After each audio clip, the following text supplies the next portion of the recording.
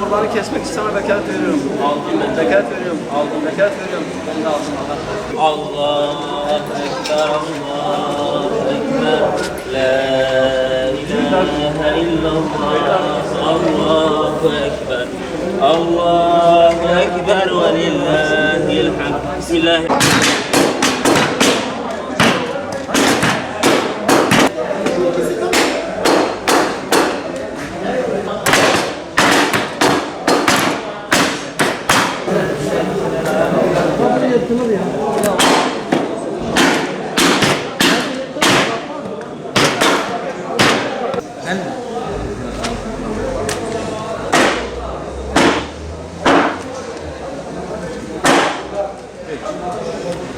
Sadece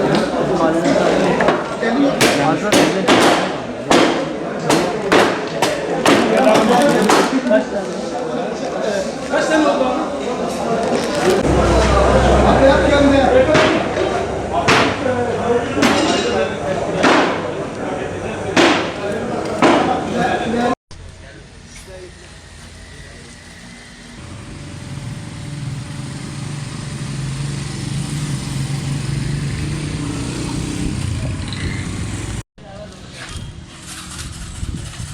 Yelek de verilseydi Bu sene 150 tane kurban kestik. Şimdi öncelikle şunu izah edeyim.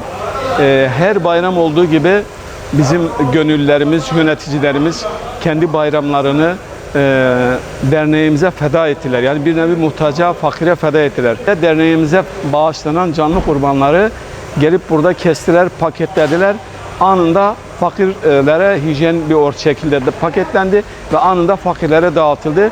Etin bozulması, araya gidilmesi önlendi. Gerçekten çok fedakarlık yaptılar. Allah onlardan razı olsun. Bir de hayır sahipleri var. Bize bağışta bulunan hayır sahipleri var. Gerçekten bu sene ilgi büyüktü. Hem yurt dışına hem yurt içine baya büyük bir katılım sağlandı. Baya büyük bir bağışta bulundu. Burada da hayır sahiplerine sesleniyorum. Allah sizden razı olsun. Allah gayretinizi arttırsın. Allah hayrınızı kabul etsin. Mazlumun, mustazafın, yetimin yüzünü güldürmesine vesile oldunuz. Sofrasına bir tas sıcak aş oldunuz. Allah sizden razı olsun.